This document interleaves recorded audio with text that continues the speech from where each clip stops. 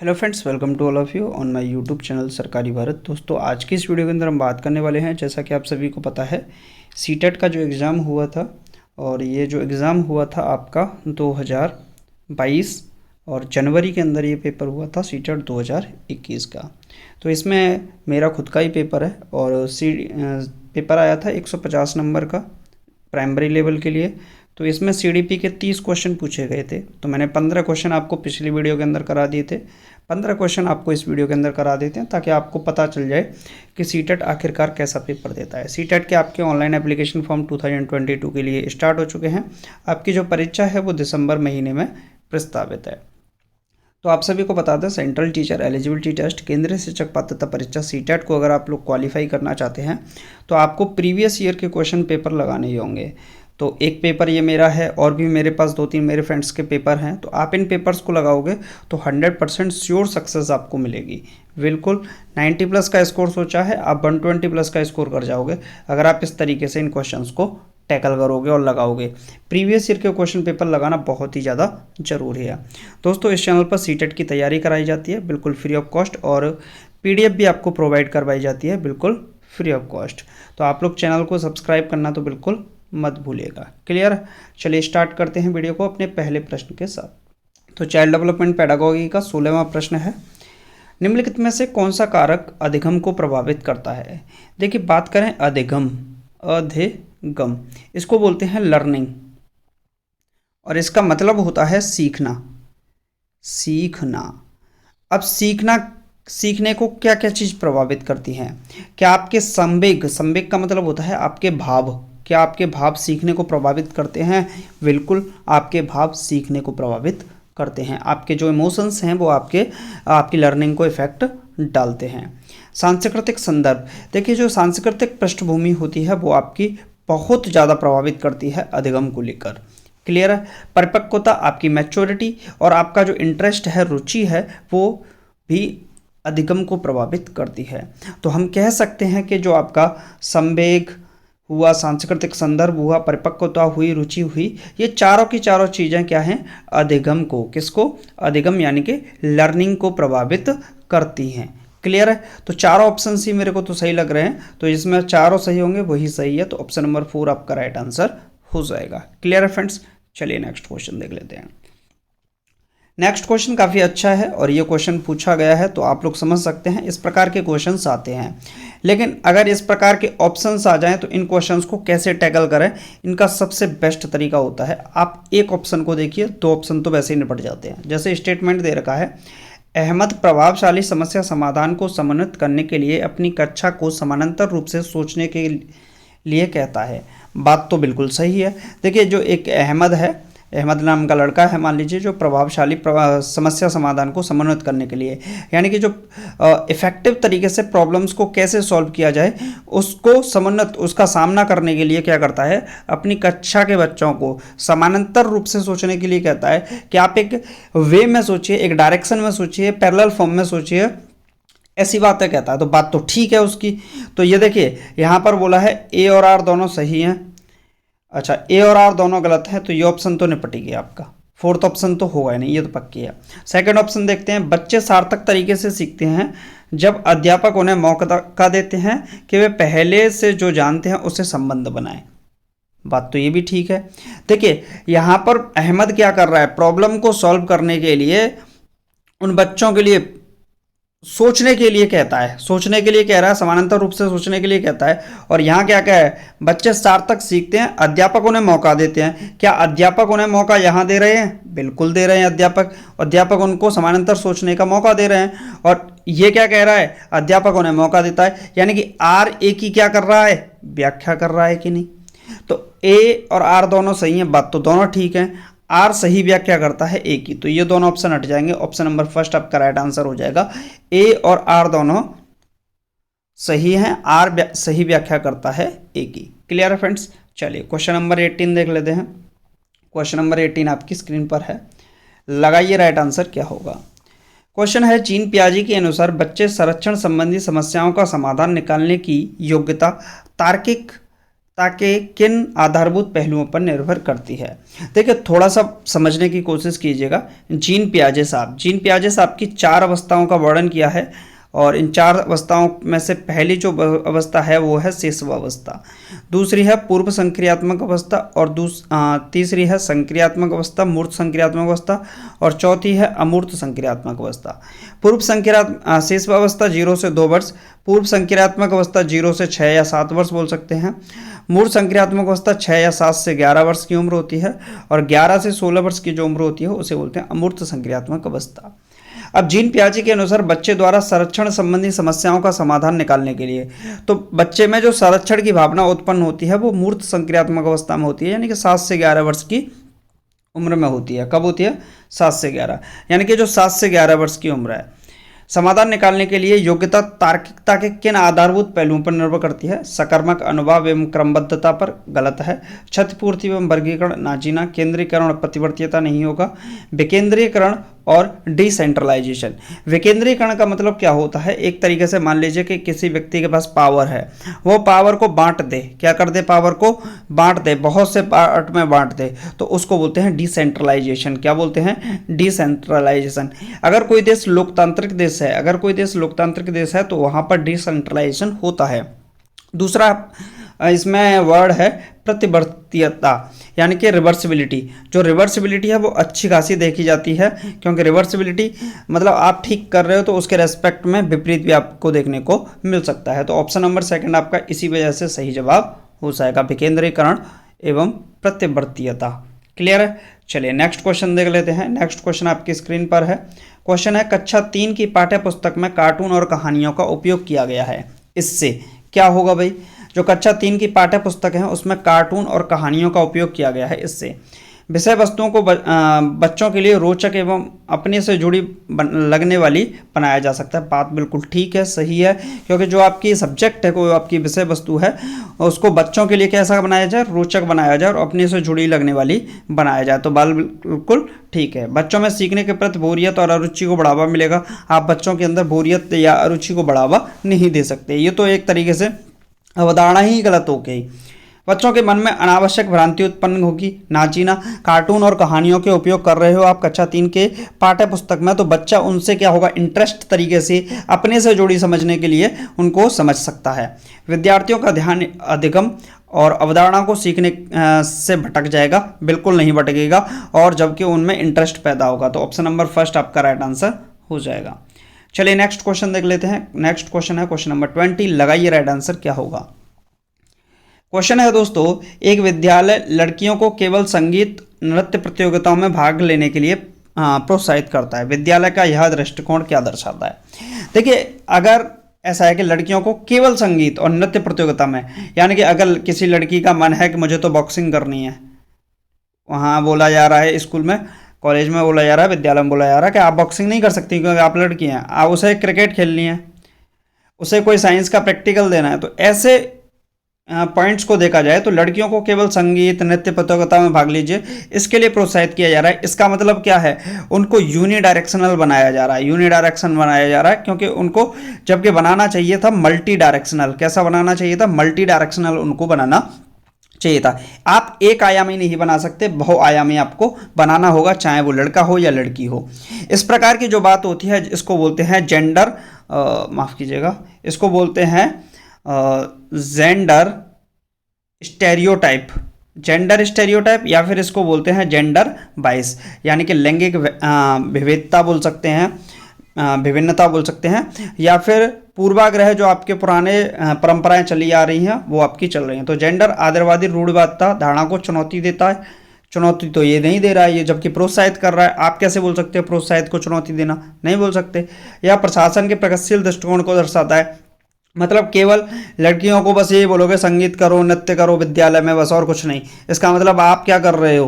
प्रशासन की प्रगतिशील दृष्टिकोण होगा? कभी नहीं हो सकता। लड़कियों और लड़कों की सहजात योग्यताओं वृद्धि करने में व्यवहारिक उपवागम है। लड़कियों और लड़कों की तो आप अलग अलग पहले ही उनको करने की कोशिश कर रहे हो, तो उनमें व्यवहारिक उपागम रहा ही कहाँ है? यह जेंडर संबंधी पूर्वाग्रह को दर्शाता है। तो ऑप्शन नंबर 4 आपका राइट आंसर हो जाएगा कि ये पुरानी परंपराएं चली आ रही हैं, जेंडर वाइज जो पुराने सती प्रथा जैसे चली आ रही थी, राजा राम मोहन राय ने समाप्त की थी, ऐसे ये जेंडर वाइज चला आ रहा है और उन्हीं पर हम आज भी कायम बने हुए हैं, जो कि गलत है। जो नेशनल करिकुलम फ्रेमवर्क है, नेशनल करिकुलम फ्रेमवर्क 2005, जो कि इसकी कड़ी रूप से निंदा करता है। तो ऑप्शन नंबर 4 आपका राइट आंसर हो जाएगा। चलिए नेक्स्ट क्वेश्चन देख लेते हैं। नेक्स्ट क्वेश्चन आपकी स्क्रीन पर है, लगाइए राइट आंसर क्या होगा। नेक्स्ट क्वेश्चन है साथियों, अक्रम किसी एक ब्लॉक के समूह के साथ खेलते हुए स्वयं को निर्देश देता है रहता है। मतलब किसी एक ब्लॉक समूह के साथ खेलते हुए स्वयं को निर्देश दे रहा है, स्वयं से। लेव वाइगोस्की के सिद्धांत के अनुसार अक्रम के इस वाचन को क्या कहेंगे। देखिए, लेव वाइगोस्की की बात करें तो इन्होंने सबसे ज़्यादा जो प्रभाव डाला था सामाजिक पर डाला था, समाज के ऊपर बात की थी। और इनका जो मेन मोटो था कि बच्चा सीखता है तो वो समाज से सीखता है, पर्यावरण से सीखता है, इस बात को लेकर इनका दृष्टिकोण था। जबकि जीन पियाजे साहब की बात करें तो इन्होंने जो बात कही है वो संज्ञानात्मक विकास की बात की गई है, संज्ञानात्मक विकास की बात की गई है। जबकि कोलबर्ग साहब की बात करें तो इन्होंने सबसे ज़्यादा जो प्रभाव डाला है वो नैतिक विकास पर डाला है। किस पर डाला है? नैतिक विकास पर। अगर हम बात करते हैं अब लेव वाइगोस्की साहब की, तो इन्होंने जो वाचन किया है सामूहिक वाचन नहीं है, सामाजिक वाचन नहीं है, आत्मकेंद्रित वाचन नहीं है।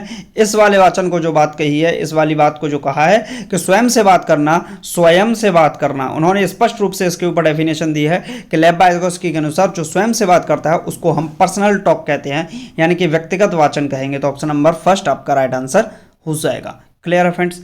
चलिए नेक्स्ट क्वेश्चन देख लेते हैं।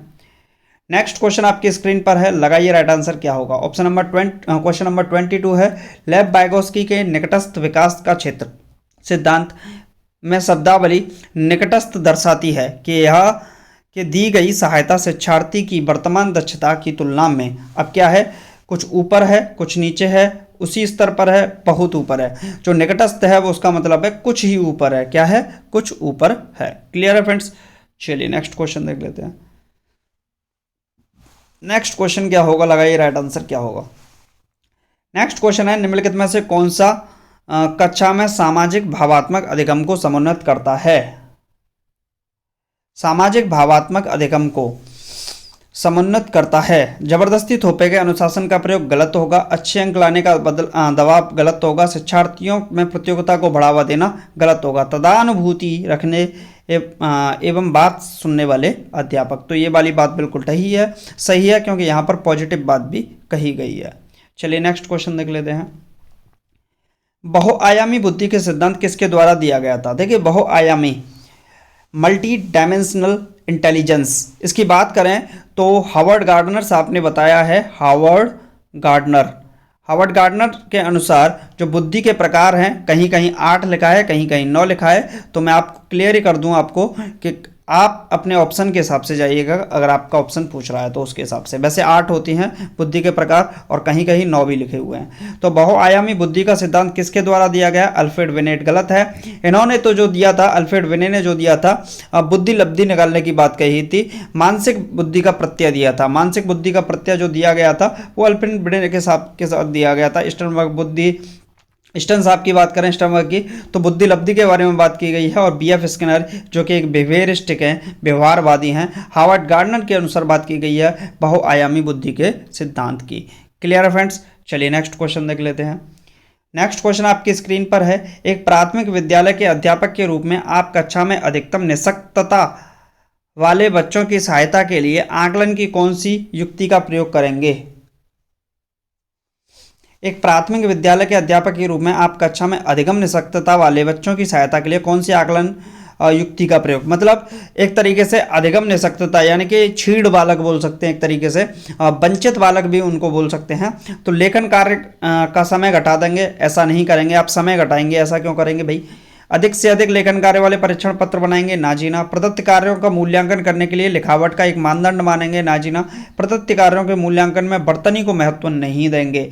बच्चे के लिए बोल सकते हैं कि ये अधिगम निःशक्तता है, सीखने में इसको थोड़ी सी परेशानी हो रही है, तो आप उसकी वर्तनी पर इतना ज़्यादा मूल्यांकन पर प्रभाव नहीं डालेंगे, क्योंकि वो आप उसको अभी आपका एम होना चाहिए, प्राथमिक विद्यालय का बच्चा है तो आपका एम होना चाहिए कि वो वर्तनी को तो बाद में भी सीख लेगा सही करना, क्योंकि वर्तनी का जो चैप्टर स्टार्ट होता है वो क्लास 6 से स्टार्ट होता है। हिंदी के अंदर भी वर्तनी स्टार्ट होती है तो क्लास 6 से होती है। तो प्राथमिक विद्यालय का अगर शिक्षार्थी है क्लास 1 से 5 तक, तो आप ध्यान देंगे कि वो ज़्यादा से ज़्यादा सीखे वर्तनी, तो उसकी बाद में भी ठीक हो जाएगी। तो ऑप्शन नंबर 3 आपका राइट आंसर हो जाएगा। चलिए नेक्स्ट क्वेश्चन, क्वेश्चन नंबर 26, लगाइए राइट आंसर क्या होगा। क्वेश्चन है, विद्यार्थियों की त्रुटि के विषय में कौन सा कथन सही है। विद्यार्थियों की त्रुटि के विषय में कौन सा कथन सही है। त्रुटियां अध्यापकों को विद्यार्थियों की सोच समझने का अवसर देती हैं। त्रुटियों के आधार पर अध्यापक विद्यार्थियों को फेल करके अपना समय बचा सकते हैं। मतलब अध्यापक विद्यार्थियों को फेल करके अपना समय बचा सकते हैं, गलत है। विद्यार्थियों को सही उत्तर बार बार लिखने के लिए कहेगा, त्रुटियों को बार बार लिखोगे तो वो तो फिर बार बार त्रुटि ही करता रहेगा। अध्यापकों से त्रुटियों से अध्यापकों को कमजोर कुशाग्र विद्यार्थियों को वर्गीकृत करने में कभी भी आप स्टूडेंट्स को का क्लासिफिकेशन नहीं करेंगे, वर्गीकरण नहीं करेंगे, उससे उनके अंदर भेदभाव की भावना उत्पन्न हो जाएगी। त्रुटियां अध्यापकों को विद्यार्थियों के साथ सोच समझने का अवसर देती हैं, बात बिल्कुल सही है। ऑप्शन नंबर 1 आपका राइट आंसर हो जाएगा। चलिए नेक्स्ट क्वेश्चन नंबर 27, लगाइए राइट आंसर क्या होगा। निम्नलिखित में से अवधान कमी, अति सक्रियता, व्यतिक्रम, ADHD, attention deficit hyper activity disorder, इसकी फुल फॉर्म होती है attention deficit hyper activity disorder, अवधान कमी, अति सक्रियता, व्यतिक्रम, ADHD वाला बच्चा किस तरह की विशेषता दर्शाता है। बैठकर चुपचाप काम करने की प्रवृत्ति, ना जीना। बिना रुके लंबे गद्यांश पढ़ने की क्षमता, ना जीना। दूसरों को ध्यानपूर्वक सुनने की प्रवृत्ति, ना जीना। आसानी से विचलित होने वाली प्रवृत्ति, जो कि ऑप्शन नंबर 1 आपका राइट आंसर हो जाएगा, क्योंकि उसके अंदर डिसऑर्डर होगा, आसानी से विचलित भी हो जाएगा। क्योंकि फुल फॉर्म देखिएगा, attention deficit hyper activity disorder, अवधान कमी, अति सक्रियता, व्यतिक्रम। तो इसका मतलब क्या है, वो विचलित होगा, डेविएट होगा अपने मार्ग से एक तरीके से। नेक्स्ट क्वेश्चन है, 4 वर्ष की रिया को उसके माता पिता से डांट पड़ती है जब वह सब्जियां खाने से इनकार करती है। प्रतीकात्मक खेल खेलते हुए रिया इस व्यवहार का दोहराव अपनी गुड़िया पर करती है। उसका व्यवहार क्या दर्शाता है। प्राथमिक समाजीकरण, द्वितीयक समाजीकरण, ना जीना। आनुवंशिक क्रमादेशन को खोलना, ना जीना। परिपक्वता नहीं। प्राथमिक समाजीकरण की बात है, वो अपने बस गुस्से को दूसरे पर थोप रही है। नेक्स्ट क्वेश्चन है, विद्यार्थियों में पाई जाने वाली व्यक्तिगत विभिन्नता को संबोधित करने के लिए विद्यालयों को किस तरह की शिक्षण शास्त्रीय युक्तियां अपनानी चाहिए। विद्यार्थियों में पाई जाने वाली व्यक्तिगत विभिन्नताओं को संबोधित करने के लिए विद्यालयों को किस तरह की शिक्षण शास्त्रीय युक्तियां अपनानी चाहिए। तो सभी विद्यार्थियों के लिए एक समान पाठ्यचर्या और आकलन अपनाना, लचीलेपन का भाव रखते हुए बच्चों की व्यक्तिगत विभिन्नताओं को पोषित करना, बिल्कुल बात सही है। आपको लचीलापन का भाव रखना पड़ेगा और उनकी जो इंडिविजुअल डिफरेंसेस हैं उनके साथ आप उनको पोषित कर सकते हैं। तो ऑप्शन नंबर 2 आपका राइट आंसर हो जाएगा। नेक्स्ट क्वेश्चन आपकी स्क्रीन पर है, लगाइए राइट आंसर क्या होगा। क्वेश्चन है, बाल विकास में आनुवंशिकता और परिवेश की भूमिका के संबंध में निम्नलिखित में से कौन सा कथन सही है। बाल विकास में आनुवंशिकता और परिवेश, तो देखिए आनुवंशिकता जो विकास होता है वो हेरिडिटरी और एनवायरनमेंट के मल्टीपल के बराबर होता है। यानी कि जो विकास होता है आनुवंशिकता और पर्यावरण के अंतःक्रिया से होता है, आनुवंशिकता और पर्यावरण के गुणनफल से होता है। ये बात जो कही है वुडवर्थ साहब ने कही है। किसने कही है? वुडवर्थ साहब के द्वारा इस बात को कहा भी गया है। तो चलिए देख लेते हैं। आनुवंशिकता और परिवेश दोनों की भूमिका निश्चित होती है, इसे बदला नहीं जा सकता, बिल्कुल बदला जा सकता है। पर्यावरण के द्वारा बहुत सारी चीज़ें बदल जाती हैं, समाज के द्वारा बहुत सारी चीज़ें बदल जाती हैं। आनुवंशिकता की भूमिका निश्चित होती है, जबकि परिवेशीय कारकों का प्रभाव न्यूनतम होता है। न्यूनतम क्यों होता है? परिवेश की भूमिका निश्चित होती है, जबकि आनुवंशिकता का प्रभाव बदला जा सकता है, कभी नहीं बदला जा सकता। विकास के विभिन्न क्षेत्रों में आनुवंशिकता तथा परिवेश के सापेक्ष प्रभाव अलग अलग होते हैं, ये बात बिल्कुल सही है। विकास का जैसा क्षेत्र होगा वैसे ही आनुवंशिकता और परिवेश के प्रभाव देखने को मिलेंगे। क्लियर है फ्रेंड्स? तो दोस्तों आज की वीडियो में सिर्फ इतना ही। उम्मीद है आपको वीडियो अच्छा लगा होगा। तो अभी तक आप लोगों में से बहुत सारे स्टूडेंट ने चैनल को सब्सक्राइब नहीं किया होगा, चैनल को सब्सक्राइब कर लीजिएगा और अपने साथियों के साथ इस वीडियो को शेयर कर दीजिएगा, क्योंकि सीटेट की तैयारी करने वाला प्रत्येक स्टूडेंट इस चैनल को सब्सक्राइब करके क्लासेस को लेता रहे ताकि आपको फायदा मिलता रहे। चलिए मिलते हैं नेक्स्ट वीडियो में। Thank you for watching this video.